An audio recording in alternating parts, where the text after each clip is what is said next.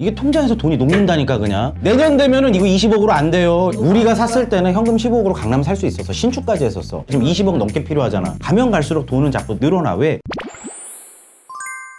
안녕하세요. 빌딩 진양쌤입니다. 안녕하세요. 서현웅 마스터입니다. 반갑습니다. 대표님 두 분은 부동산업에 꽤 오래 계셨잖아요. 오래 했죠. 얼마나 있으셨어요? 얼마나 하셨어요? 저는 14년 차. 저는 17년 차입니다. 20대, 30대를 다 바쳤습니다. 강남에서만요. 10년이면 강산도 변한다고 하는데 부동산 사이클을 다 지켜보셨을 것 같아요. 그럼요. 강산도 변하지만 저희 인생도 변했죠. 그렇죠. 많이 변했죠.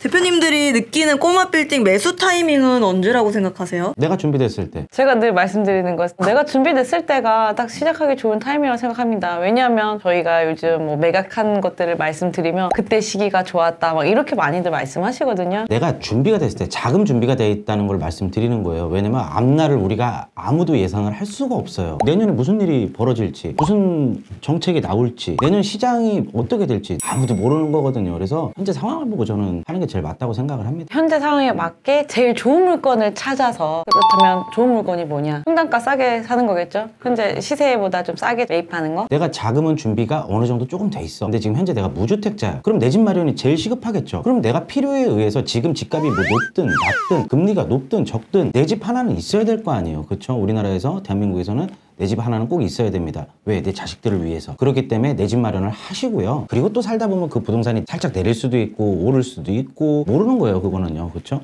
근데 보통적으로 그래프를 봤을 때 우상향이다. 네, 이거는 정확하게 말씀을 드릴 수가 있고, 그리고 이제 저희 이제 이 건물 시장을 말씀드리자면은 그런 내 집 마련이 다 되어 있고 이렇게 또 열심히 살다 보면 집값도 올라갔고 내가 또 이제 돈을 벌어갖고 또 모으잖아요. 그러다 보면 이제 좀 어느 정도 모여서 이 돈을 갖다 주식에 넣긴 애매하고 뭐 해외 주식에 넣기도 애매하고 코인에 넣기도 애매하고 그러다 보니까 이제 수익형 건물을 다 또 찾는단 말이죠. 그러다 보면 이제 상가를 알아볼 수도 있고 오피스텔을 알아볼 수도 있고 아니면 뭐 아파트 재건축을 또 알아볼 수 있는데 요즘은 이제 사람들이 그런 걸 많이 안 알아보시고 이제 꼬마 빌딩을 또 보세요. 꼭 강남이 아니더라도 내 자금으로 들어갈 수 있는 곳이 있다. 내가 갖고 싶어 죽겠다 건물을. 그럼 지금 사는 게 맞아요. 서마스터가 얘기한 내 집 마련이 제일 안전 자산이라고 생각해요. 뭐 가장 뭐 그렇죠. 안전하게 네, 내가 맞아요. 마음 편하게 살 곳이 제일 중요하고. 투자가 아니잖아요, 그거는. 그다음 뭐 현금 보유하고 있는 것보다는 그래도 제일 안전한 부동산에 투자를 하는 게 안전 자산이라고 생각합니다. 사실 집을 사든 건물을 사든 사람들이 레버리지를 되게 많이 이용하는데 지금 금리가 엄청 많이 올랐잖아요. 지금 같은 시장에는 현금 부자들한테만 좋은 거 아닌가요? 꼭 그런 건 아닙니다. 원래 그랬어요. 금리가 낮아도 대출 받는 거 싫어하시는 분들은 현금 많이 드리고 대출을 적게 넣고 건물을 사시죠. 성향 차이인 것 같습니다. 그렇죠. 근데 금리가 만약에 낮아졌을 때는 소액을 가지고도 많은 레버리지를 쓰더라도 이자 비용이 적으니까 그런 거를 이용했던 것 뿐이지 원래 원칙은 좀 이렇게 대출을 적게 받는 게 중요하잖아요. 안전하죠. 그렇죠? 무조건 많이 받는다고 좋은 건 아니잖아요. 그래서 지금은 뭐 집을 사더라도 연끌해라라고 말씀드리는 게 아니고 이제 어느 정도의 좀 안전하게 집 비용을 남겨두고 대출 이자를 감당할 수 있는 금액만큼 대출을 받으시는 걸 추천드려요. 그러니까 이제 진입 장벽이 진짜 높아진 게 느껴지는데 그러면은 지금 상황은 이런데 대표님들이 이제 11년, 17년 동안 본 부동산 사이클은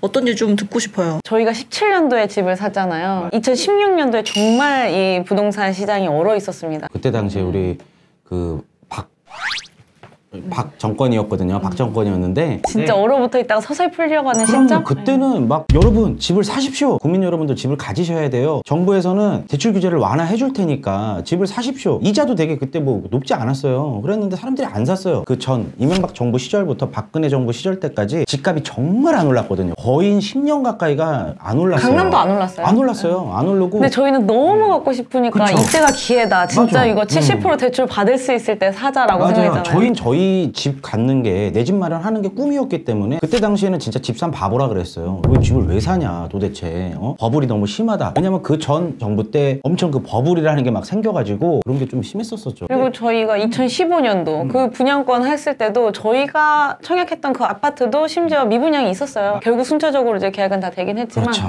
되게 얼어 있었던 상황이었습니다. 결론은 내가 필요하면은 사면 되는 거예요. 어느 시기가 중요하다가 아니고요. 내가 현재 집이 필요하다. 그러면은 이거를 뭐 오르겠지 떨어지겠지 생각하지 마시고 그냥 사세요. 내가 필요에 의해서. 내 자금에 맞게. 그렇죠. 절대로 연끌 하지 마세요. 연끌은 하지 마세요. 네, 그리고 건물 같은 경우도 내가 나 정말 건물주 되고 싶어, 정말 갖고 싶어, 여기서 꼭 몇 천만 원이 아니더라도 소액이라도 임대료가 한 달에 100만 원, 200만 원, 300만 원이 들어오더라도 내 생활에 도움이 돼, 그러면은 사시면 됩니다. 예, 꼭 굳이 막 영혼까지 끌어가지고 무리한 대출을 해서 하는 거는 원래부터 권하지 않았지만, 근데도 나는 이자 감당할 수 있어, 그러면 하면 되는 거예요. 통장에 돈 있으면 뭐 할 거예요? 통장에 돈 있는 게 돈 제일 불안합니다. 녹아요. 통장에 돈 있으면 녹아요. 뭘 해야 될 것 같고. 맞아요.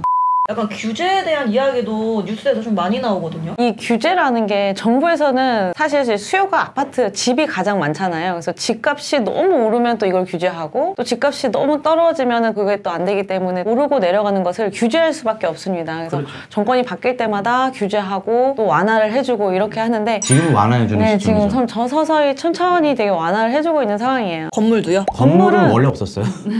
건물은 사실 뭐 최근에 이제 조금의 규제, 용도 변경하는 거랑 멸실에 대해서 조금의 규제가 있지만, 그래도 전체적인 부동산 시장으로 봤을 때 수요가 좀 적기 때문에 정부에서는 크게 포커스를 두지 않는 것 같습니다. 이 뉴스에서 얘기하는 막 집값이 몇 억이 떨어진다 막 이런 것들은 사실 일부분 중에 하나라고 생각하시면 될 것 같습니다. 근데 지금 이렇게 어려울 때일수록 무주택자여서 뭔가를 이제 살려고 하시는 분들은 지금 같은 때 좀 사시면 좋아요. 왜냐면 금리가 이렇게 높고 시장 상황이 어려울수록 매물값이 떨어져 있거든요. 금리가 떨어지고 시장이 좋아지면 매물값은 올라가는 거예요. 그러면 이걸 역으로 생각을 해보세요. 떨어져 있기 때문에 지금 잡는 게 좋은 거거든요. 그리고 내가 실제로 살다 보면 한 3, 4년 살다 보면은 이게 자연스럽게 또 올라가 있어요. 저희가 경험을 실제로 해봤고, 저희가 정권 5번을 봤거든요. 결국적으로는 우상향이에요. 제가 강남 17년 전에 일할 때 평당 2천만 원이었어요. 저희가 지금 보는 매물도 평당 1억씩 하잖아요. 금매로 막 1,700, 1,800에도 나왔었어요. 가로수길에 건물이 20억이고 막 이랬었어요. 지금 20억 갖고 택도 없죠. 그럼 그때 샀어야지. 네. 또 시기를 얘기하면 또 그때 샀으면 맞아요. 좋았지. 근데 지금 이렇게 될지, 우리가 미래가 이렇게 될지 누가 알았냐고. 그때 지금 상황을 알았더라면은 그때 당시에 막 저희 친척들 돈 다 끌어모아갖고 샀겠죠. 근데 저희는 다시 말씀드리지만 23년도지만 저희가 25년, 27년을 알 수가 없어요. 근데 하나 확실한 건 우상향이라는 거, 천천히 우상향이라는 거, 여러 가지 따지지 마시고, 그리고 여러 가지 따져도요, 주변에 있는 사람들이 여러분 일을 해결해주지 않습니다. 왜? 본인 일이 아니니까요. 옆에서 혼수 드는 사람들 얘기 듣지 마세요. 규제 얘기하면서 제가 좀 궁금했던 게, 투기 과열 지구도 있고 용산 같은 경우에는 호재가 지금 너무 많이 나오고 있는데, 여기서 좀 눈여겨보다가 좀 기회를 잡을 수 있는 지역이 있을까 하는데요. 용산 좋죠. 용산 그 개발되는 지역 너무 좋고요. 강남은 뭐 워낙 늘 좋고요. 그리고 서초도 원래 늘 좋고, 그리고 저는 이제 젊은 사람들이 가는 그런 상권 있잖아요. 홍대라든지 연남동, 좀 회사가 서교동이라든지. 많은 지역도 네. 눈여겨보시면 좋을 것 같습니다. 맞아요. 그 젊은이들이 많이 가는 지역들은 7일 상권이에요. 그리고 방금 진영쌤이 말씀하신 대로 회사가 많이 몰려있는 데는 5일 상권이고요. 5일 상권이지만 회사가 많이 몰려있다는 거는 점심 장사, 저녁 장사가 다 잘 되는 곳이고, 이런 5일 상권, 7일 상권이 돌아가는 곳은 눈여겨보면 좋을 것 같아요. 사람들이 꼭 거주하는 곳, 베드타운이라 그러잖아요. 그런 데는 좀 안 되고요. 사람들이 눈 떠서 이렇게 일하러 나올 수 있고, 혹은 이제 놀러 가서 즐길 수 있는 곳은 항상 이제 좀 눈여겨보시면 좋을 것 같아요. 대표적인 데가 좀 성수동 있잖아요. 성수동. 일하러 사람들이 오고, 그리고 즐기러도 오잖아요. 이런 곳들은 네, 항상 눈여겨보시는 게 좋습니다. 그러면은 꼬마 빌딩은 이 신호가 보일 때 사야 한다. 언제다? 지금이다.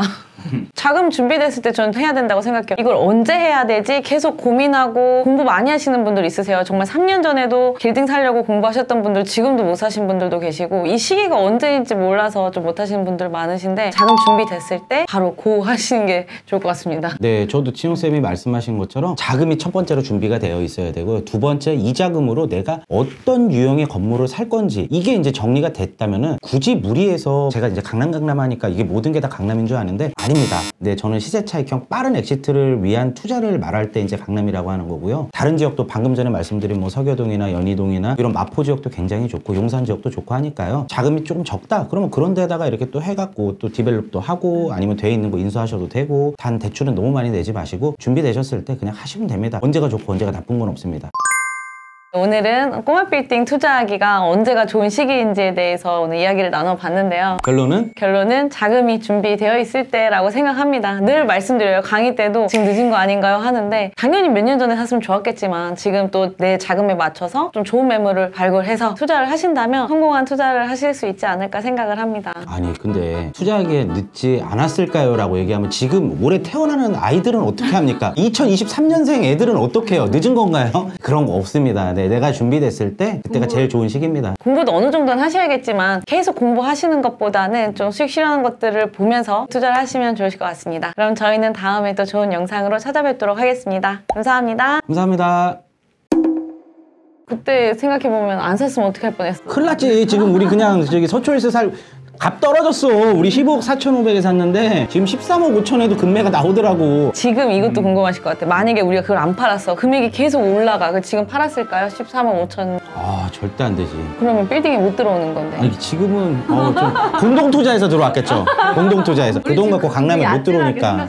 그러니까 그때 당시엔 15억으로 됐었거든. 근데 지금은 예를 들어 15억에 팔았어. 15억으로 강남 못 사잖아. 공동 투자할 뻔하셨네요. 아 그럼요. 큰일 날 뻔했습니다. 아찔합니다. 내가 준비됐어 돈. 그러면 이거 어떡할 거야? 이게 통장에서 돈이 녹는다니까 그냥. 내년 되면은 이거 20억으로 안 돼요. 이거 뭐 한 25억, 30억 기다리다가 또 어느 순간 또 좋은 시장을 했을 때 또 부동산 값이 올라버려. 나 그건 또 그때 생각 못하고 또 투자 못하고. 우리가 샀을 때는 현금 15억으로 강남 살 수 있었어. 신축까지 했었어. 근데 그 다음 연도 되니까 18억, 19억이 필요했고 그 다음 연도 되니까 지금 20억 넘게 필요하잖아. 가면 갈수록 돈은 자꾸 늘어나. 왜? 땅값은 조금씩 오르긴 하지만 그래도 신축비, 자재비 이런 것들이 계속 오르거든. 부대 비용이 오르니까 지금 내가 준비되어 있으면 묻고 따질 것도 없어. 그냥 하면 돼. 근데 안 오른 게 없어요. 다 올랐어. 짜장면 값도 올랐어. 오늘 짜장면 얼마 계산했어? 오늘 1인당 10,000원씩 계산했나? 네, 짜장면 값도 10,000원입니다. 그러니까 지금 큰일 났어. 짜장면 야 원래 8,000원도 비싸다 그랬는데. 아 그러니까 우리 PD들도 이게 준비되면은 빨리 내 집 마련부터 빨리 하시는 걸로. 건물 아니더라도. 그리고 꼭 강남에 집 사는 거 좀 어렵거든. 그냥 살고 있는 지역에 일단 먼저 하나 사. 대장 아파트. 그래. 야, 우리 PD들도 화이팅.